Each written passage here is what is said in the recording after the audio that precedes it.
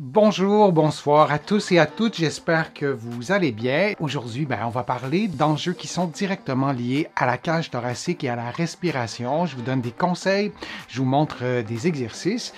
La cage thoracique est certainement une des parties du corps, en tout cas, qui est biomécaniquement très complexe. Et de nous y attarder, je crois, va nous permettre de prendre mieux soin de nous, si je peux dire ça comme ça. Souvenez-vous que les conseils que je vous donne aujourd'hui ne remplacent pas ceux d'un professionnel de la santé et encore moins un examen ou une évaluation. Et vous devez adapter tous les conseils à votre condition et certains de ces conseils, certains de ces exercices pourraient ne pas convenir. Vous allez trouver beaucoup d'exercices, beaucoup de conseils liés à la respiration, liés aux douleurs au dos, à la partie supérieure du dos et au cou aussi. Dans mes livres, 99 façons de soulager les douleurs au dos et au cou. Et aussi, va prendre l'air, tout sur le pouvoir exceptionnel de la respiration. Et ces livres sont disponibles partout ici au Canada et partout en France, sur le web aussi. Et vous pouvez vous les procurer notamment à la Librairie du Québec à Paris, en personne, si vous habitez Paris, ou en commande, disons les versions papier de mes livres. Parlons de la douleur au haut du dos et aux côtes. Ce sont des douleurs, en fait, qui surviennent vraiment très souvent. Vous me posez beaucoup de questions en lien avec les douleurs au haut du dos, les douleurs aux côtes, les douleurs à la cage thoracique. Et c'est une région du corps qui est anatomiquement vraiment très complexe. Vous voyez en ce moment la cage thoracique, le bassin. Et quand on parle du haut du dos, évidemment, on va parler de la cage thoracique, mais il ne faut jamais oublier qu'il y a des liens musculaires avec le bassin, avec les membres supérieurs, avec le cou, la tête, tout ça.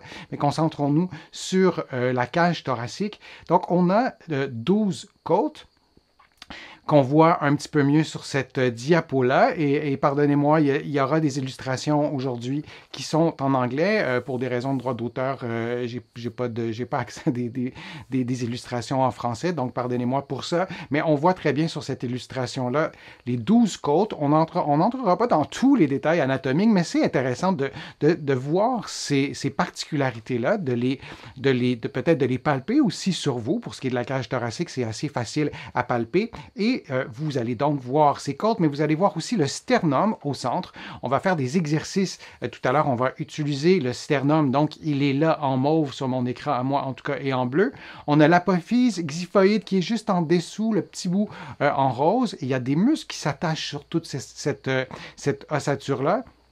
Et on a aussi les cartilages qui sont sur mon écran en orangé et qui sont branchés en quelque sorte aux côtes. On voit aussi derrière, en rose ou quelque chose comme ça, l'omoplate qui flotte littéralement sur votre cage thoracique. Et bien qu'on va parler des douleurs au dos, plus systématiquement ou aux côtes dans les prochaines minutes, on n'oublie pas que l'omoplate est là, que c'est un os qui flotte en quelque sorte et qui est stabilisé par les muscles. Et c'est important de se souvenir de ça dans la biomécanique de cette région du corps. La musculature aussi, spécifique aux côtes, on a les muscles intercostaux qu'on voit, on a les intercostaux internes, externes, qui sont entre chacune des côtes. Et si vous palpez vos côtes, on peut tous le faire en même temps. C'est intéressant de le faire. Vous suivez la côte. Vous voyez pas, vous me voyez pas complet, mais vous voyez ce que je fais. Donc, vous allez palper entre chacune de vos côtes et vous allez toucher aux muscles intercostaux. Il y a les internes, les externes, comme je le disais. Et on a aussi, derrière la cage thoracique, on a aussi la colonne vertébrale qui est là. Et c'est une particularité de cette région du dos. Il faut s'en souvenir lorsqu'on fait des exercices. Il y a bien sûr les articulations entre chacune des vertèbres, mais il y a aussi une articulation entre les côtes et les vertèbres. Et lorsque, par exemple, on fait des exercices d'étirement, lorsque on fait des exercices de respiration, on a une articulation supplémentaire, ce qui donne davantage de stabilité à cette région-là, cette région qui protège notre cœur, nos poumons, nos organes. C'est vraiment une cage, une armure, le nom le dit, mais il y a aussi cette articulation supplémentaire qui fait en sorte que c'est beaucoup plus difficile à mobiliser. C'est une région du corps par définition moins mobile, mais on peut la mobiliser, on a besoin d'astuces pour y arriver. Si on parle des douleurs qu'on a qui sont vraiment attribuables à la cage thoracique, aux côtes, une des douleurs qu'on voit le plus souvent en réadaptation. Vous le savez, moi je suis physiothérapeute, kinésithérapeute de l'autre côté. C'est la costochondrite qu'on va voir dans quelques instants. Et voilà, donc c'est l'inflammation, pour le résumer un peu, qui est localisée entre les côtes et les cartilages des côtes. Sur cette illustration-ci, les cartilages sont en bleu et il y a les petits points rouges qui illustrent, en fait, qui indiquent qu'il y a à ces endroits-là de l'inflammation. On ne sait pas toujours pourquoi il y a de l'inflammation qui s'installe. Parfois, on peut avoir une blessure, on peut avoir eu un accident, mais parfois, on ne le sait pas. Il y a aussi des signes d'une crise cardiaque. Parfois, on peut s'inquiéter pour notre cœur si on a un point près du cœur qui nous fait mal. Alors, on ne peut pas exclure ça d'emblée systématiquement. Donc, si ça vous inquiète, c'est essentiel d'en parler à votre médecin, d'avoir une évaluation. Et donc, c'est une inflammation. On va parler des conseils dans quelques instants, ce qu'on peut faire quand on a une costochondrite. Et là, avant toute chose, on essaie de se reposer, d'éviter des mouvements qui reproduisent la douleur. Mais je vais prendre aussi quelques secondes pour vous parler de la fracture des côtes.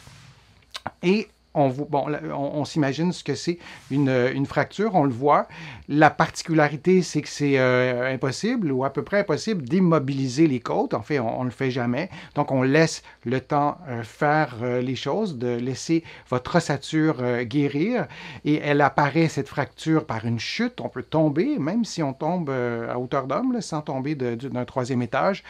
Si on a un accident de voiture, on peut aussi avoir des prédispositions. Si on fait de l'ostéoporose, on peut être plus à risque de fracture des côtes et on peut aussi avoir une toux vraiment très violente à répétition qui peut faire en sorte de fracturer des côtes et même si on n'a pas de prédisposition, une toux violente, ça peut faire ça. Et parfois, on ne pense pas au fait qu'on a peut-être une côte fracturée et parce qu'on n'est pas tombé, par exemple, il faut garder ça en tête. Alors, lorsqu'on a une fracture de côte, on attend que la fracture soit consolidée. Et lorsqu'on a une costochondrite, oui, ben, on laisse cette région du corps se reposer. Ce n'est pas le moment de faire différents exercices. Bien sûr, on va donc réduire nos activités physiques. On peut utiliser des analgésiques, par exemple, des comprimés pour pouvoir soulager la douleur.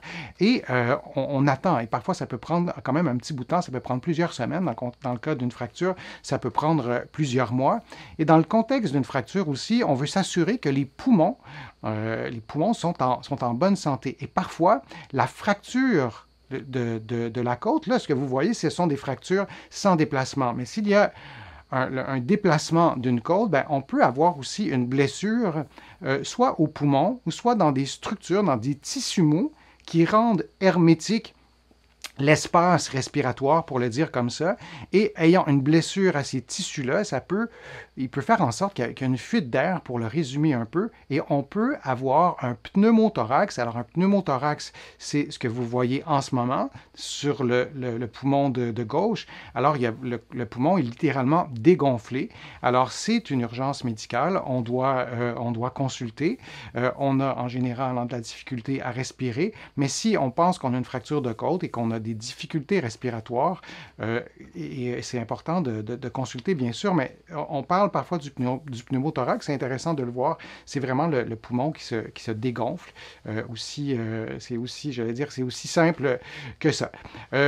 Maintenant, quels exercices on peut faire? Des exercices de rééducation, parce qu'une fois la fracture guérie, consolidée, une fois que par exemple, les douleurs qu'on aura aux côtes, cette inflammation entre le cartilage et les côtes, ce sera résorbé, on aura un peu moins de douleur, on aura peut-être pendant quelques semaines, quelques mois, été immobilisé et on voudra reprendre les activités graduellement et on voudra aussi mobiliser cette région du corps. Alors, je vous montre deux exercices qui sont tout simples.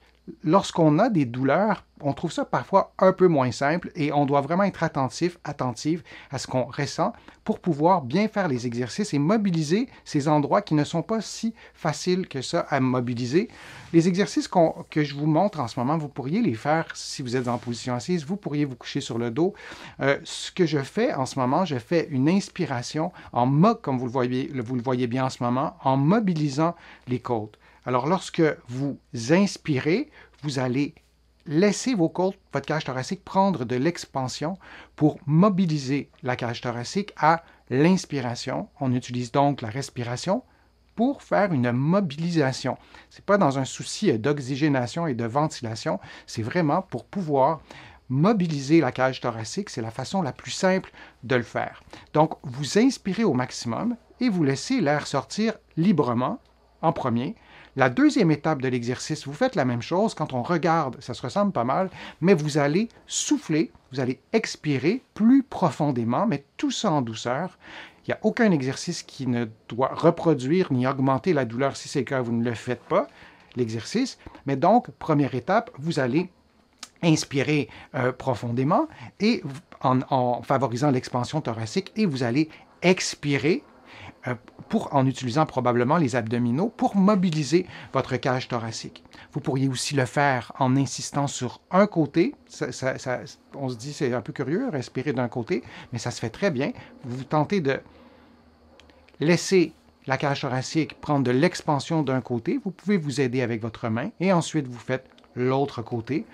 Et moi, je n'ai pas tendance à conseiller à mes patients de compter le nombre de répétitions, mais plutôt de regarder la durée de l'exercice. Donc, commencez par 1 minute ou 2. S'il n'y a pas de douleur, vous sentez que ça fait du bien, que ça mobilise cette région du corps, bien, vous augmentez à 2, 3, 4, 5 minutes au maximum et vous pouvez répéter quelques fois par jour. Alors ça, c'est le premier exercice que je vous conseille de faire. Et le deuxième exercice qu'on va voir dans quelques instants, c'est un exercice d'inclinaison. Alors, vous le voyez à l'écran, vous allez incliner votre dos, coucher sur le dos d'un côté et de l'autre.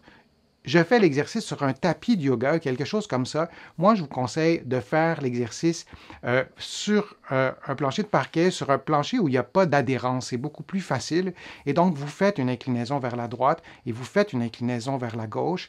C'est fort différent de faire le même mouvement, mais en position assise. Vous pouvez le faire en ce moment. Vous êtes probablement en position assise ou debout. Donc, vous pouvez faire un mouvement d'inclinaison. Je vais vous le montrer ici. Vous pouvez faire un mouvement d'inclinaison comme ça, un mouvement d'inclinaison de l'autre côté, et vous allez voir de faire l'exercice couché sur le dos, c'est complètement différent. Ça stimule la musculature complètement différemment. Et là, vous pouvez compter les mouvements. Vous pouvez faire 10 mouvements vers la droite et vers la gauche, donc 5 d'un côté, 5 de l'autre, prendre une pause. Vous pourriez aussi alterner avec le premier exercice et de faire un exercice qui est un peu plus statique en ce qui concerne la colonne vertébrale et celui-ci qui mobilise aussi la colonne vertébrale.